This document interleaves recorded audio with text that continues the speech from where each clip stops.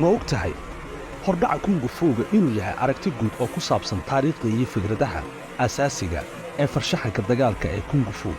Kungu fuuga sidoo kale waxaa loo yaqaanaa wushu.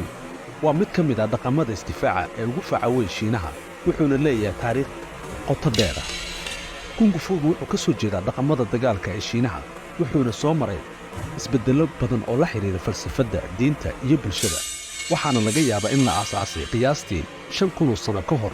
falsafadda Taoism iyo Buddhism ayaa sidoo kale saameyn weyn ku leh horumarinta kungu fuug. kungu fuuga waxaa jira noocyo badan kuwaasoo ka mid ah Shaolin kungu fuug. Tani waa mid ka mid ah noocyada ugu caansan oo asal ahaan ka soo jeeda masjidka Shaolin oo leh xoog iyo xirfad sare.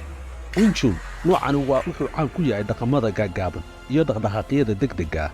Tai Chi tani waa nooc ka mid ah kungu fuuga oo diiradda saara dhaqdhaqaaqyada isdaba joogga iyo fayqabka. kungu fuugu ma ahan keliya farsamo dagaal, balse sidoo kale waxaa ka mid ah qiyamka sida ixtiraamka, adkaysiga iyo naxariista. tababarku wuxuu caawiyaa in la dhiso jirka iyo maskaxda labadaba. kungu fuuga wuxuu kaloo ka kooban yahay dhigista oo ah dhaqdhaqaaqyada taxane oo muujinaya farsamooyin iyo fikradaha asaasiga ah. waxaa kale oo la jira tartamada iyo bandhigyada, halkaas oo dadku ka qayb qaataan si ay u muujiyaan xirfadahooda. hordhaca kungu fuuga wuxuu muujinayaa in farshaxanku uu yahay mid hodan ah oo ku salaysan taariikh, dhaqanno iyo falsafado kala duwan.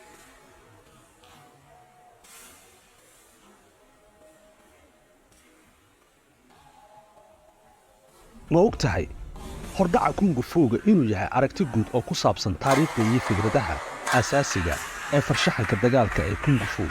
kungu fuuga sidoo kale waxaa loo yaqaanaa wushu. waa mid ka mid ah dhaqamada isdifaaca ee ugu faca weyn Shiinaha, wuxuuna leeyahay taariikh qoto dheer ah. kungu fuuga wuxuu ka soo jeedaa dhaqamada dagaalka ee Shiinaha, wuxuuna soo maray isbeddello badan oo la xiriira falsafadda, diinta iyo bulshada. waxaana laga yaabaa in la aasaasay qiyaastii 5,000 sano ka hor. falsafadda Taoism iyo Buddhism ayaa sidoo kale saameyn weyn ku leh horumarinta kungu fuug. kungu fuuga waxaa jira noocyo badan kuwaasoo ka mid ah Shaolin kungu fuug. Tani waa mid ka mid ah noocyada ugu caansan oo asal ahaan ka soo jeeda masjidka Shaolin oo leh xoog iyo xirfad sare. Wing Chun noocani wuxuu caan ku yahay dhaqamada gaagaaban iyo dhaqdhaqaaqyada degdega ah. Tai Chi tani waa nooc ka mid ah kungu fuuga